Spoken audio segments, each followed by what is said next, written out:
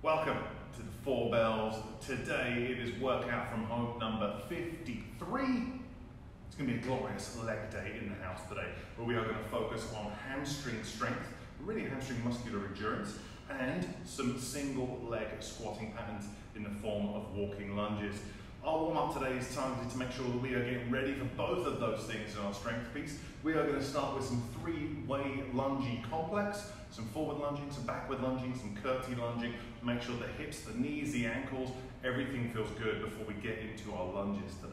From there, we're going to get into our dead bug. I like the dead bug, not necessarily as a good leg warm-up, but it is great for teaching us how to brace and engage the core, which we're going to need today when we're doing lunges and maybe adding weight to it as well. Also, a little bit of a mental warm-up as well. And I find it's the fitness equivalent of rubbing your tummy and patting your head at the same time. From there, we're going to do some low side stepping, getting the glutes ready, getting the hamstrings ready ahead of our hamstring curls. And those three movements are going to take us into our strength piece today. So 3 rounds of each of those. Let's take a little bit of time talking about how the warm-up should look. For the warm-up, 3 movements we have done before now, as we are now 53 workouts in. You would be familiar with this complex that we're doing with our lunge complex. All I want you to do is focus on one leg that's moving. So in our 3-way lunge complex, I'm going to step forwards, 1, step back, 2, and then step across and behind, 3 for that curtsy lunge. So how should it look in each version of the complex? I'm going to focus on just moving my left leg. I am going to step out with my left leg, push back, bring the feet together. Keeping the torso upright, I step back, reverse lunge, touch the knee down, bring the feet together, and then I step the leg across and behind, ideally touching the knee to the floor, but of course listen to the joints and how they feel.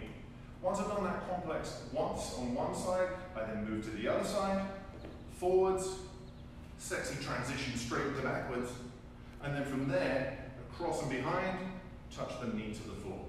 So we're going to do that complex twice on each side. We're going to do it on one side, then the other, then one more time. From there, onto the dead bug. So with the dead bug, I'm just going to lay down the best part of today's workout. From here, I'm going to take my legs, point them up to the ceiling, arms to the ceiling, think ribs down, brace, hollow body position. I'm going to move opposite hand, opposite leg, nice and slow and sexy for 10 reps. The key is to try not to move the other arms as we're moving those opposite legs. Last but not least, the old low side stepping. I take my band. Hopefully you can step into it without falling over.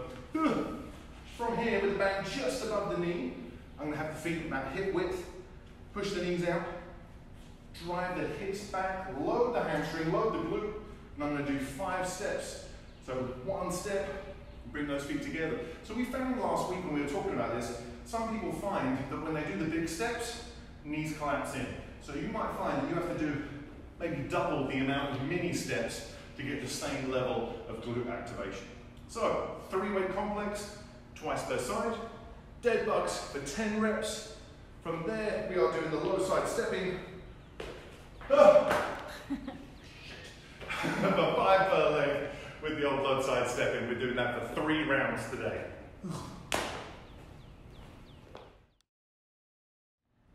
For the strength piece today, we have got a fantastic antagonist pairing, which means we're going to do some kind of pull with some kind of push when it comes to the legs today. So what does that mean? That means we are in our pull, we're going to do a hamstring curl. That is the pull that is happening, and with our push is going to be walking lunges. So we are going to do 5 sets today.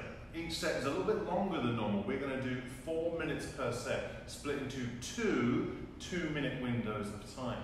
So my first 2-minute window of time, I'm going to spend a little bit of time doing some hamstring curls. We are going to do 15 reps of a hamstring curl today, and it really depends on what you have available. There's some very lucky people out there amongst our members of the gym who have GHD machines or a Nordic curl setup at home. So if you have those kinds of very fancy and lovely setups, use them. That would make for a very challenging hamstring curl. From there, we're looking at things like using a Swiss ball or using a TRX to work on our hamstring curls. Still a fantastic option. And last but not least, it's looking at using maybe a shiny floor with some socks, or even putting like a tray or something flat and shiny onto some carpet to do some hamstring curls. Again, regardless of what you have available, we should be doing some kind of hamstring curl for 15 reps. And we'll talk about a couple of options you could use in just a second. From there, in our next 2-minute window of time, walking lunges. And again, walking lunges, the first parameter is, do I have space to do walking lunges? If the answer is no, if you are training in a wee prison cell, you might not be able to do walking lunges. So it might just be lunges in place, stepping forwards and then returning those feet back. But of course, if you have a huge amount of space, like I'm here at the gym, which means if I'm in the gym, I'm going to use the whole gym. Why not? I'm going to do big walking lunges out, 10 forwards, turn around, do 10 back. The next thing to think about is what objects do I have? If I have a barbell in space, it'd be great to do back rack walking lunges or front rack walking lunges, but maybe I just have a couple of dumbbells or a kettlebell, or maybe I don't have anything at all, maybe I just have my firstborn child. Wherever it happens to be, we're going to do 10 reps on one leg, 10 reps on the other, ideally walking, ideally alternating 20 total reps of a walking lunge. So let's just spend a little bit of time talking about how we can approach both of these exercises depending on what we have available. So hamstring curling today, I'm going to show you just with a TRX, and this could also be done with just a strap or a piece of rope, where you don't need a fancy TRX setup. I mean, they're very nice to have, but they're not essential if you're determined to get your training done. And of course, outside of the TRX, you can use a very cheap option, which is a Swiss ball. You can easily get a Swiss ball for like $10, $15. Doesn't have to be the most fancy one in the entire world. And of course, from there, we've got more expensive options. You've got Nordic curl benches. You've of course got a partner, far more expensive. And then you've got things like GHD, glute ham developers as well, which you can use for hamstring curls. So whatever you have available, we're doing 15 reps today. The real focus should be not blazing through the reps. We've got 2 minutes, which means use that minute. Use at least a minute to do your reps, which means take your time, big contractile squeeze, of the hamstring. Don't just muscle fuck your way through it. I swore, I'm naughty. Never mind. As we were talking about certifications for kids on YouTube, this is not a made for kids video, guys. So from here, what I'm going to do is drive the elbows into the floor. I'm going to bridge up, squeeze the buns. I then pull the heels in, squeeze the hamstring, and then come back out to a straight leg. Pull in, squeeze the hamstring, try and keep the hips up. The thing with the TRX is the hips always want to sag down. So I've got to keep resetting the hips, keep drawing the heels in. Woo! 15 delightful hamstring curls is the aim of the game today. Enjoy!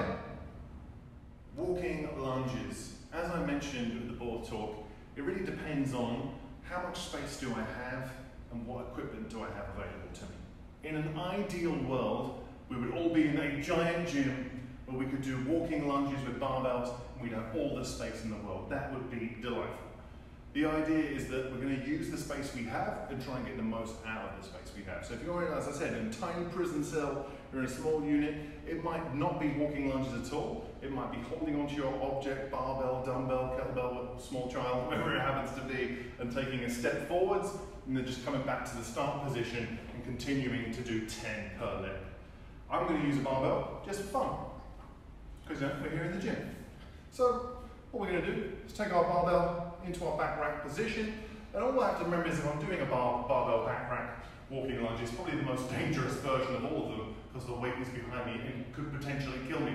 Either way, I'm going to take a nice big step out, touch the knee gently to the floor, drive the legs up, and I'm going to do 10 per leg, 20 delightful walking lunges. That's the aim of the game today. Use the space you have, whether it's a dumbbell, barbell, cat.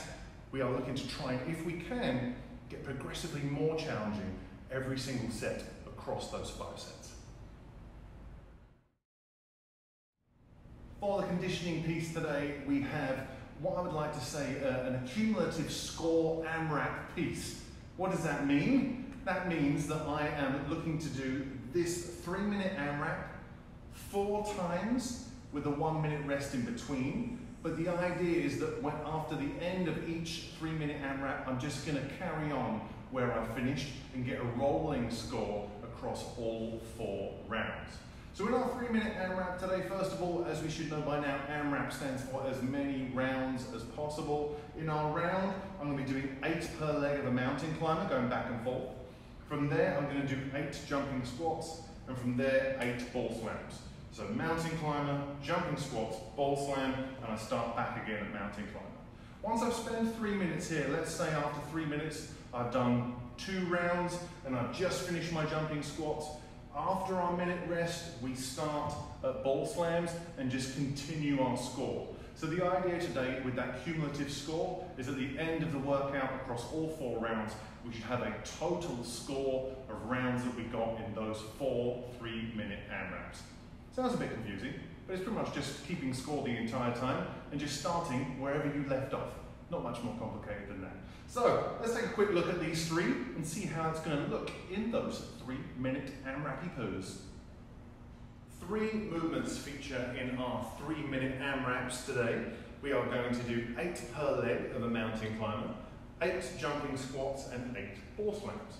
So with the mountain climber, as always, the level of bounciness for your mountain climber is really going to depend on how much, I suppose, impact your joints can tolerate and they like.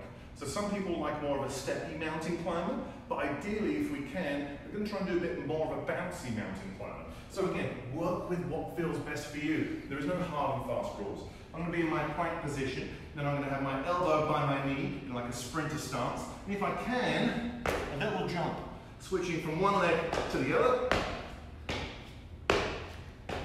And if that's too spicy for you, it could just be bringing the knees up to the chest.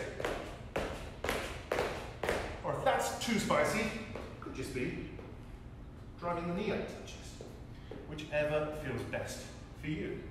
From there into the jumping squat. So with the jumping squat, as always, if you don't like the decelerating forces through the joints when you land or when you try to come out of that position, then just do a bodyweight air squat. It works very well as well. You'll still get an intense workout.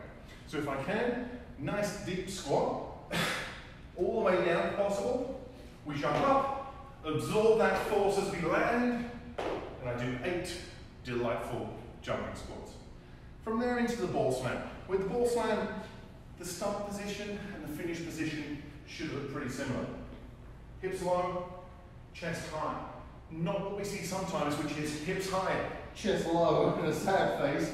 Let's not do that. Keeping the chest up, hips low, we come overhead, stand down, and if we can, catch that ball on the bounce at the bottom.